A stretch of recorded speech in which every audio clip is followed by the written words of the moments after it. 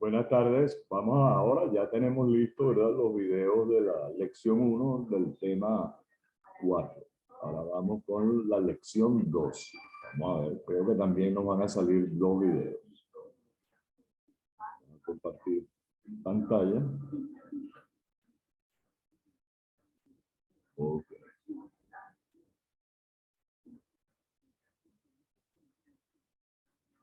Ubicar el comienzo del material. Ok. Entonces estamos en tema 4, distribuciones discretas con nombre propio, la lección 2, distribuciones discretas con nombre propio, parte 2. Vamos a ver ahora otra distribución relacionada con la noción de ensayos de Bernoulli independientes y repetidos. Si tenemos un ensayo de Bernoulli con probabilidad de éxito P y hacemos repeticiones independientes de X, repito, vamos a considerar un ensayo de Bernoulli con probabilidad de éxito P y vamos a hacer repeticiones independientes de X y vamos a considerar una variable aleatoria definida de la siguiente manera. X es el número total de ensayos realizados hasta que el evento de interés A ocurre por primera vez, o el número total de ensayos realizados hasta que ocurre éxito por primera vez. Ahí falta escribir, ¿verdad? Falta una palabrita, yo la corrijo y se los notifico en el aula. Allí no lo dice, pero se supone que el experimento es hacer repeticiones independientes de un ensayo de Bernoulli hasta que ocurre éxito por primera vez, es decir, hasta que ocurre el primer éxito.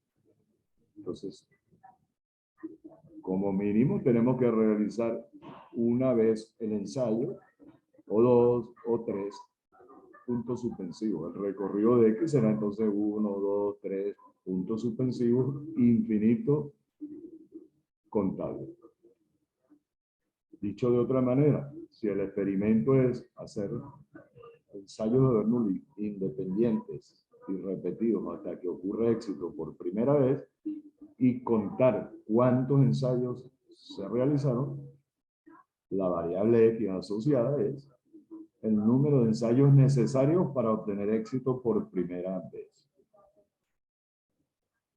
Entonces, valores posibles de X, 1, 2, 3, como ya dije. Supóngase que A sub I es el evento de que ocurra éxito en el iésimo ensayo. Y a su I complemento, obviamente, que ocurra fracaso en el iésimo ensayo.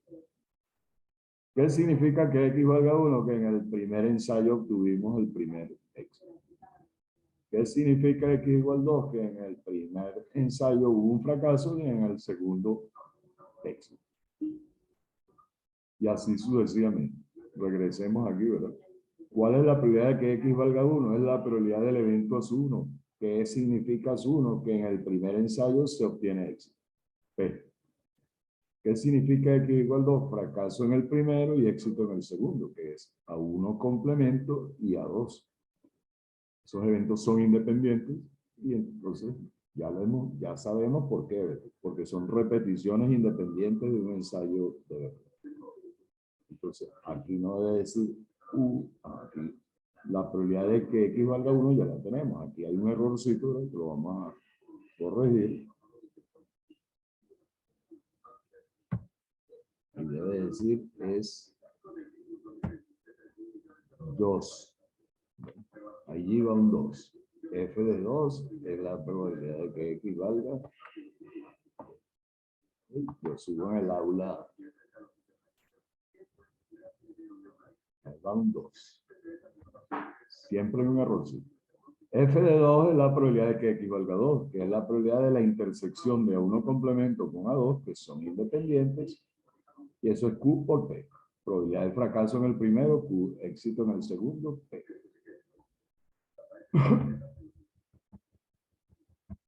¿Cuándo ocurre X igual 3?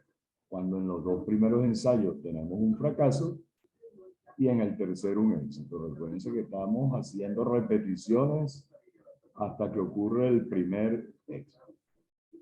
Entonces la probabilidad de que X valga 3 será probabilidad de A1 complemento con A2 complemento y A3.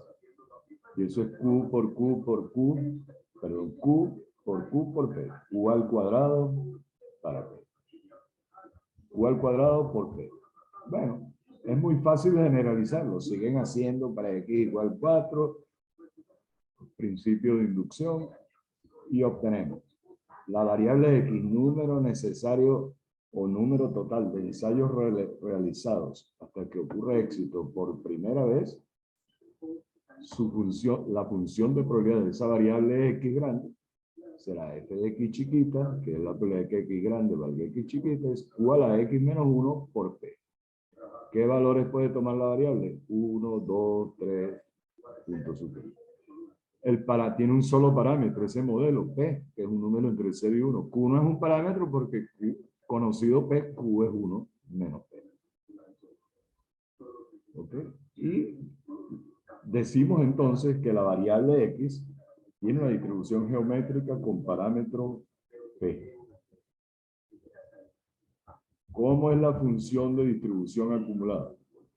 Supongamos que K chiquita es un posible valor de la variable. Entonces el valor de la función de distribución acumulada en el punto K es 1 menos Q a la K.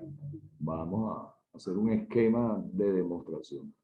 F de K pequeña es la probabilidad de que X sea menor o igual que K.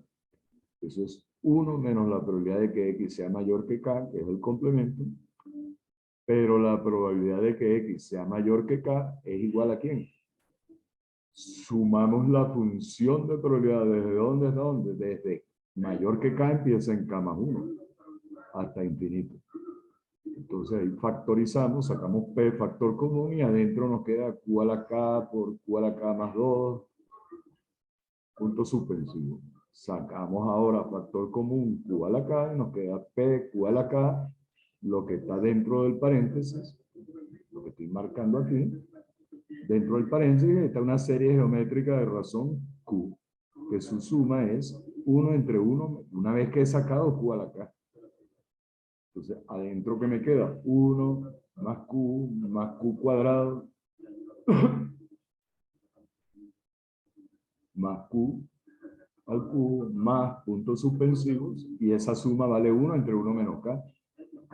Pero 1 menos Q, y 1 menos Q es P, simplificamos y queda Q a la K. Y ya tenemos el resultado. La función de distribución acumulada en el punto K, donde K puede ser 1, 2, 3 puntos suspensivos, es 1 menos Q a la K. ¿Cuáles son la media, la varianza y la desviación estándar de una distribución geométrica? Primero, la media es igual a 1 entre P. ¿Cómo se calcula la media o valor esperado?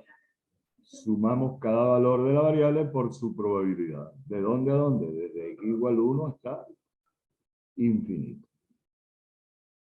Bueno, eso es suma de X por Q a la X menos 1 por P. Puedo sacar fuera de la sumatoria P y lo que está dentro de la sumatoria es la derivada respecto a Q de Q a la X. Si yo saco P dentro de la sumatoria queda X por Q a la X menos 1, que es la derivada respecto a Q de Q a la X. Intercambio el operador derivada con el operador sumatoria y me queda esto. Al desarrollar la sumatoria queda lo que está en este paréntesis, es Q más Q cuadrado más Q al cubo más. Y eso es una serie geométrica de razón Q. Su suma es el primer término entre 1 menos la razón. 1, Q entre 1 menos Q. Pero 1 menos Q es P. No lo voy a poner como P. Vamos a derivar respecto a Q. La suma de esta serie es primer término Q entre 1 menos la razón, que es. Entonces, derivada del primero, 1 por el segundo, 1 menos Q. Menos derivada del segundo, menos 1 por Q. Entonces, allá arriba queda 1 menos Q más Q es Q. Y el denominador es el cuadrado de 1 menos Q. Entonces queda P por 1 entre 1 menos Q al cuadrado, pero 1 menos Q es P, y al final ya tenemos 1 entre P. Entonces la media de una variable X que tenga una distribución geométrica es 1 entre P. Esto es más matemática que otra cosa. La varianza es Q entre P cuadrado y la desviación estándar la raíz de Q entre P cuadrado. Allí lo tienen. Lo manejan ustedes al estudiar la lección, ¿verdad? El valor esperado de X cuadrado, argumento parecido. Ahí está desarrollado, ¿verdad?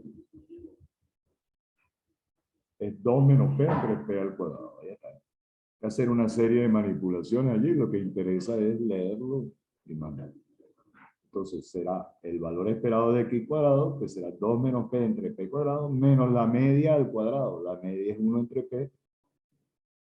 Y esto queda 1 entre P cuadrado. El denominador es P cuadrado y aquí queda 1 menos P. Pero 1 menos P es Q. Y está demostrado. Y la desviación estándar es la raíz de eso. Esto solamente con fines ilustrativos. La función generatriz, para que la conozcan. No vamos a manipular mucho eso. Allí tienen demostrado que si derivan la función generatriz de momento de una variable geométrica y la valoran en t igual 0, queda la media, 1 entre p. Igual, si la vuelven a derivar, la segunda derivada de la función generatriz es 1 más q entre p cuadrado, que es como p más q es 1, pongo allí, eso queda, ya, un segundito, q es 1 menos p, entonces es 2 menos p entre p cuadrado, y eso conduce a que la varianza es q entre p cuadrado. Los detallitos matemáticos. Esto sí es importante, la propiedad de falta de memoria de la distribución geométrica. Si yo tengo dos números reales positivos y me pregunto, tengo una variable geométrica, la probabilidad de que x sea mayor que s más t, dado que x es mayor que s, es la probabilidad de que x sea mayor que t. Prueba, muy sencillo. La probabilidad de que x grande sea mayor que x chiquita es q a la x chiquita. Si yo tengo que hacer más de X ensayos para obtener el primer éxito, es porque en los primeros X ensayos todos resultaron en fracaso. Y esa probabilidad es Q por Q por Q, Q a la X. Entonces, esa probabilidad condicional es ¿cuál es la intersección de X mayor que S con X mayor que S más T? X mayor que S más T, porque S y T son positivos. La probabilidad de arriba sustituimos en esta expresión x chiquita por s más t. Y la del denominador sustituimos x chiquita por s. Y eso queda q a la s más t entre q a la s. Y eso es q a la t. Pero q a la t es la probabilidad de que x sea mayor que t. ¿Cuál es la interpretación de ese resultado? Que la probabilidad condicional de que tengamos que hacer más de S más T ensayos, dado que se realizan más de S ensayos, no depende de cuántos ensayos se hayan realizado, sino la cantidad adicional de ensayos que vamos a considerar. Es como si la distribución y esto no tuviese memoria. Esta propiedad se le llama falta de memoria. Si yo lanzo una moneda hasta que sale cara por primera vez y le pregunto, si luego de 5 lanzamientos no ha salido cara por primera vez, ¿cuál es la probabilidad de que tenga que hacer en total más de 10 lanzamientos? Bueno, les estoy preguntando la probabilidad de que X sea mayor que 10, la variable, dado que X es mayor que 5. Porque si en los primeros 5 lanzamientos no salió cara, cuando salga cara por primera vez habrán pasado más de 5 lanzamientos. Entonces, si tengo que hacer más de 5 lanzamientos de la moneda, la probabilidad que tenga que hacer más de 10, 10 menos 5 es 5, es la probabilidad de que X sea mayor que 5. ¿Ok? Entonces, depende de la distancia entre 5 y 10, no de cuántos ensayos se han realizado.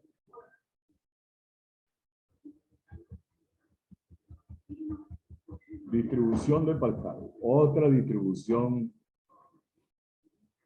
relacionada con los ensayos de Bernoulli. Ahora vamos a hacer repeticiones independientes de un ensayo de Bernoulli con probabilidad de éxito P, y vamos a realizar ensayos hasta que me ocurre éxito por résima vez. X, la variable X, déjenme chequear aquí algo aquí arriba.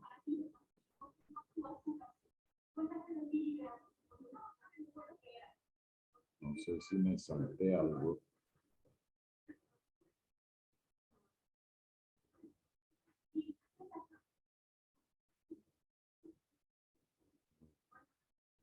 Ok, no hay ningún problema. Bueno, ahora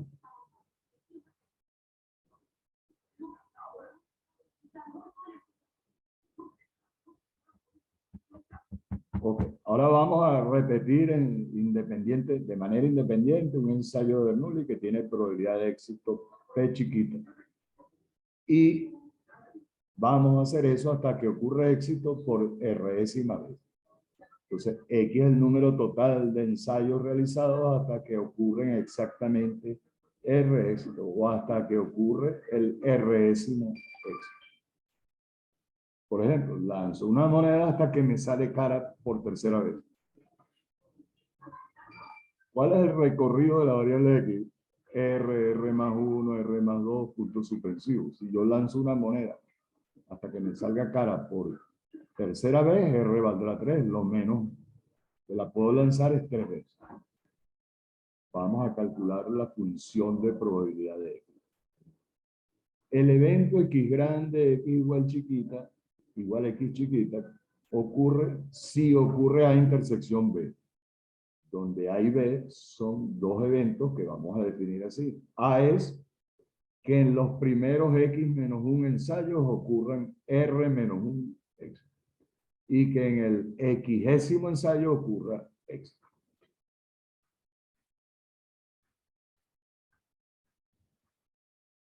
¿Cómo se calcula la probabilidad del evento A? El evento A es que en X menos 1 ensayo de Bernoulli ocurran R menos 1 éxito. Y eso es, esa probabilidad, ¿cómo se determina? A partir de una ley de probabilidad binomial, donde N es X menos 1 y P es la probabilidad de éxito. Y esa probabilidad es esa que está aquí. ¿Ok? No es nada complicado. Mientras que la probabilidad de que en el résimo ensayo ocurra, en el xésimo ensayo ocurra éxito es P, porque P es la probabilidad de éxito en cualquier ensayo. Allí está explicado que como son repeticiones independientes de un ensayo de Bernoulli, ahí B son independientes y su probabilidad se calcula así. La primerita que calculamos, el primer cochete es la probabilidad de A y lo que está afuera es la probabilidad de B. ¿Y cuál es la conclusión? Que la función de probabilidad de X es combinaciones de X menos 1 elementos tomados R menos 1 a la vez por P a la R por Q a la X menos R. ¿Y qué valores posibles tiene X? R más 1, R más 2, puntos suspensivos. Y decimos que X tiene una distribución de Pascal con parámetros R y P.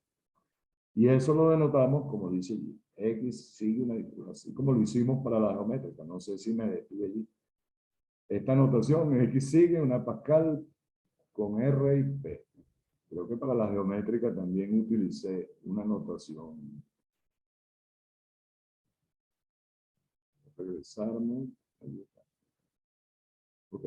Esta notación, la que está en pantalla, lo que estoy marcando aquí, X sigue una geométrica con parámetro P. Y en el caso de la Pascal,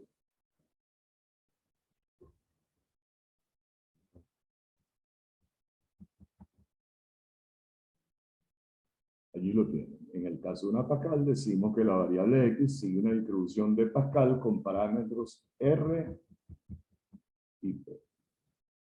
¿Cómo es la función de distribución acumulada?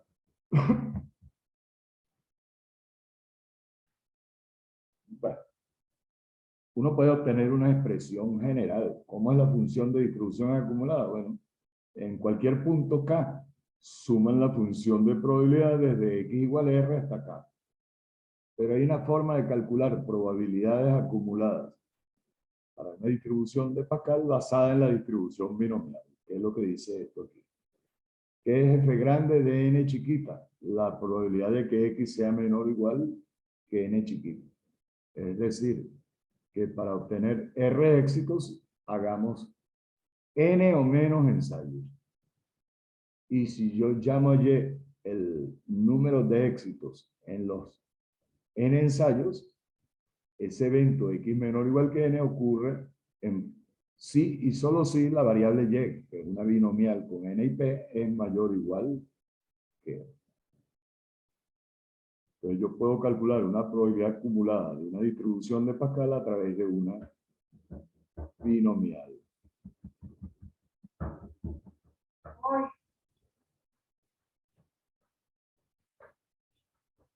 ¿Qué significa esto que está en pantalla? La probabilidad de que x sea menor o igual que n es igual a la probabilidad de y mayor o igual que n. Por ejemplo, supónganse que yo voy a lanzar una moneda hasta que me sale cara por tercera vez. Y les pregunto cuál es la probabilidad que tenga que lanzar la moneda como máximo 5 veces. Es decir, les estoy preguntando y el número de lanzamientos de una moneda hasta que sale cara por tercera vez en una Pascal con probabilidad de éxito P en medio y R. El otro parámetro es 3 porque necesito 3 éxitos. Si yo les pregunto cuál es la probabilidad de que X sea menor o igual que 5, es decir, que tenga que hacer 5 o menos lanzamientos, ¿cuál es el razonamiento? Bueno, para que yo tenga que hacer 5 o menos lanzamientos, ¿qué tiene que ocurrir? Que el número de éxitos obtenidos, voy a buscar aquí arriba, ¿no? Aquí está.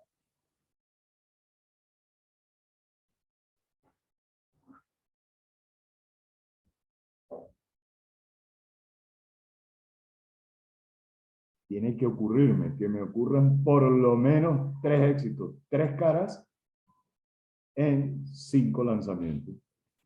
No hay otra posibilidad. Para tener que, si yo quiero lanzar la moneda hasta que me sale cara por tercera vez. Si yo quiero calcular la probabilidad que tenga que hacer 5 lanzamientos o menos, ¿cuál es la condición? Que obtenga por lo menos 3 caras, 3 éxitos en 5 lanzamientos. No hay otra posibilidad, ¿verdad? No hay otra posibilidad. Para tener que lanzar la moneda como máximo 5 veces, en esas 5 veces tiene que ocurrir cara por lo menos 3 veces. No hay otra posibilidad.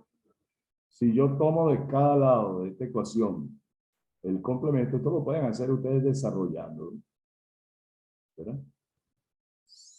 La probabilidad de que X sea menor o igual que N, ¿dónde empieza? En R. El mínimo valor de N es R. Entonces, si yo pongo aquí R, pongo aquí Y igual a R. Si pongo N más 1, aquí lo mismo. Y igual R más 1. Y así sucesivamente. ¿Okay? De todas maneras, el principio de esa propiedad es la de cuando dedujimos la función de probabilidad de la Pascal usando estos dos eventos, allí lo tienen. Lo que yo puse en el primer corchete es una binomial. ¿Ok? Y eso es lo que conduce a esta propiedad. Creo que se los dije aquí, ¿verdad? Aquí lo tienen, x menos 1 y p. Aplicando esa propiedad que utilizamos en la demostración, obtienen este resultado. En la demostración, ¿verdad? Una vez que tenemos esto, repito, ¿no? Para que el número de ensayos necesarios para obtener R éxito, el R décimo éxito, sea menor o igual que N, es necesario que en N ensayos ocurran por lo menos R éxitos. Ustedes pueden chequearlo numéricamente. Se plantean un ejemplito y lo hacen. Si yo aquí pongo 1 menos de este lado, esa es la probabilidad de X mayor que N. Si aquí pongo 1 menos, eso es la probabilidad de Y menor que N. Entonces, de esta propiedad se deduce esta. La probabilidad de X menor o igual que N es 1 menos la probabilidad de X mayor que N. Y la del lado derecho es 1 menos la probabilidad de Y menor que N. Simplificamos y se demuestra esto. Ahí está la explicación. Si en N ensayos ocurren menos de R éxitos, en total necesitamos, es más fácil verlo así con esta segunda probabilidad. La probabilidad de que yo tenga, si yo quiero lanzar una moneda hasta que me sale cara por tercera vez y me preguntan, ¿cuál es la probabilidad de que tenga que hacer más de 5 lanzamientos? Tiene que ser que Y, que es el número de caras en 5 lanzamientos, sea menor que 3. Es más fácil verlo aquí. Da menos dolores de cabeza. Para que yo tenga que hacer más de N ensayos para obtener R éxitos, tiene que ser que en N ensayos ocurran menos de R éxitos. La media, la varianza y la desviación estándar son muy fáciles de obtener. Ahí está la prueba, no nos vamos a detener en eso. La media de una Pascal es R entre P, la varianza es RQ entre P cuadrado y la desviación estándar es la raíz cuadrada de RQ entre P cuadrado. Ahí está la demostración. Son detallitos matemáticos. Creo que no hay ningún error en la demostración. Una distribución de Pascal se puede descomponer, como dice la demostración, en la suma de variables independientes geométricas. Es decir, considero el número de ensayos hasta que ocurre el primer éxito. Luego el número de ensayos hasta que ocurre otro éxito. Puntos suspensivos, el número de ensayos hasta que ocurre el R décimo éxito. Lo que dice la demostración es que la variable Y, que sigue una distribución de Pascal, es la suma de R variables X u Y independientes y que cada una de ellas tiene una distribución de geométrica. Y entonces la suma de R variables independientes con una distribución geométrica tiene una distribución de Pascal.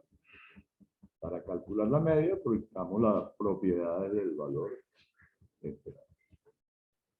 Y para calcular la varianza, las propiedades de la varianza. La varianza de una suma de variables independientes es la suma de las varianzas. Bueno, ahí está la función generatriz, que no la vamos a estudiar, pero la puse ahí para que la conozcan, la función generatriz de momento.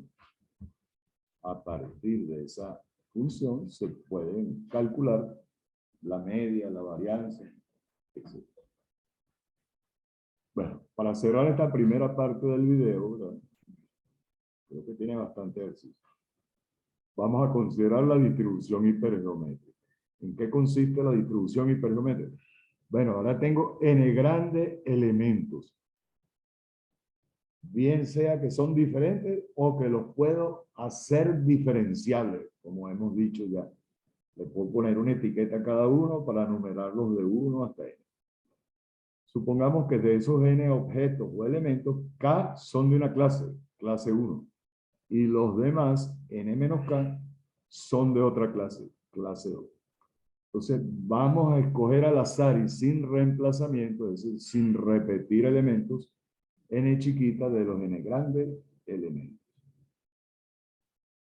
Y definimos, por ejemplo, pueden ser artículos, una cantidad, k son defectuosos y los demás son buenos. El ejemplo clásico.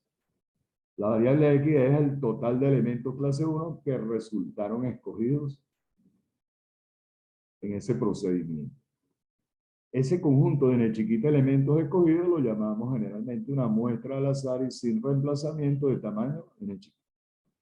Como la selección es al azar, todas las posibles muestras que se pueden obtener tienen la misma probabilidad.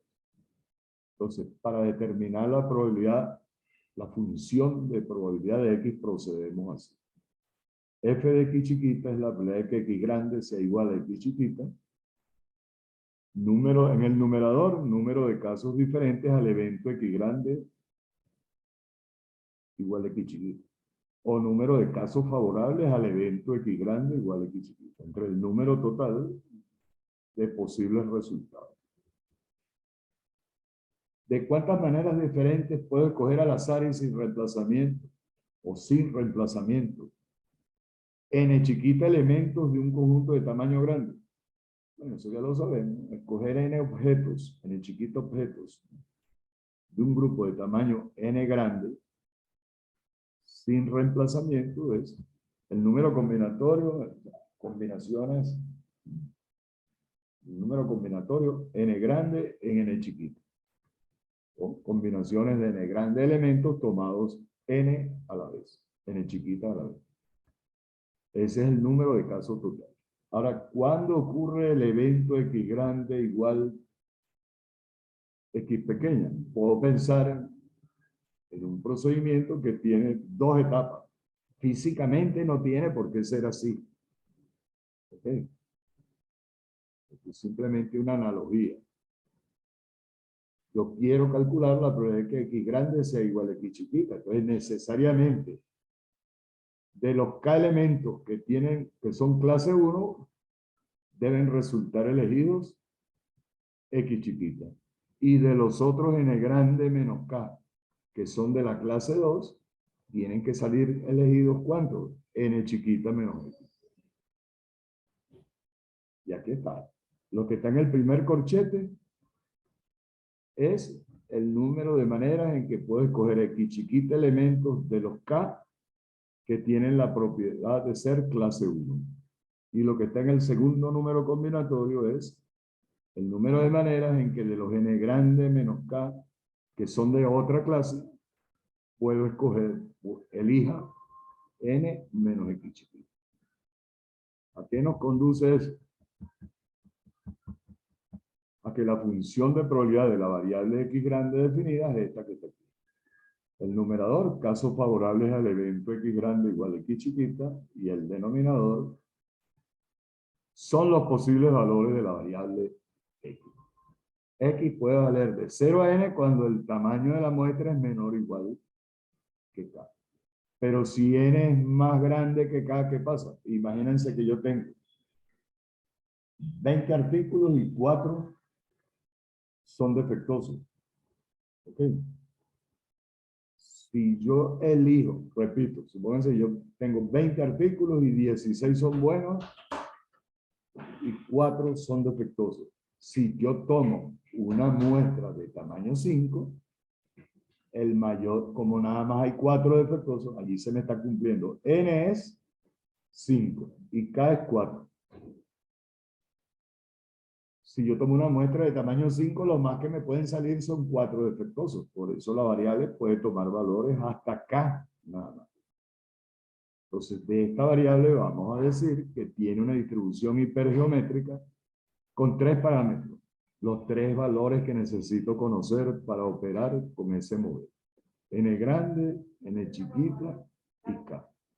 Y esta es la notación usual. Allí abajo tienen la media de una variable hipergeométrica, su varianza y su desviación estándar. ¿Ok? Fíjense en algo interesante.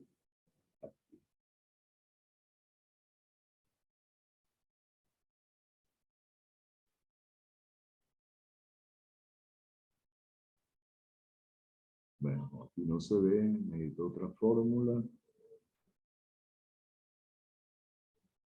Ok, fíjense que cuando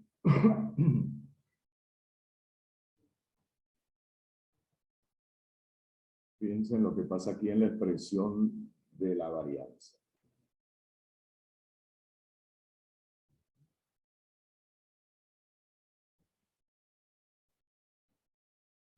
No, aquí no cabe ese comentario.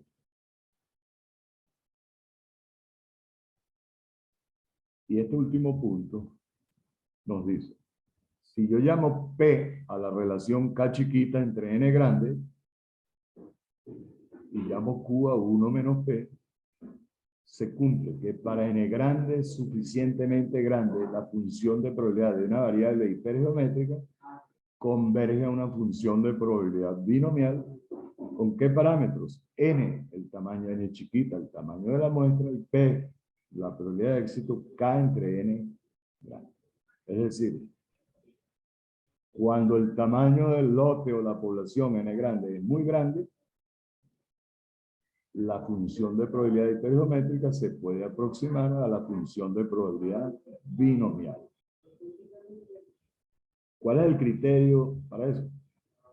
Cuando el tamaño de la muestra es entre la relación entre el tamaño de la muestra y el tamaño de la población o del lote es menor o igual que 0,10, este es uno de los criterios más usados, se recomienda aproximar la distribución y para fines de cálculo el resultado es bueno. Se aproxima la hipergeométrica a la binomial. Allí tienen una especie de demostración que yo hice, pero esos puros detalles. La pueden leer. Fastidioso. Puros detalles matemáticos.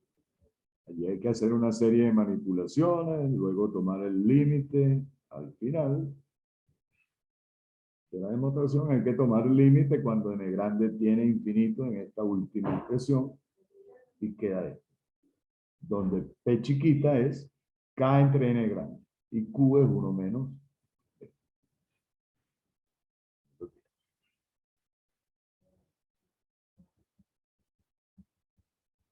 Ok. Esta lección tiene bastantes ejercicios.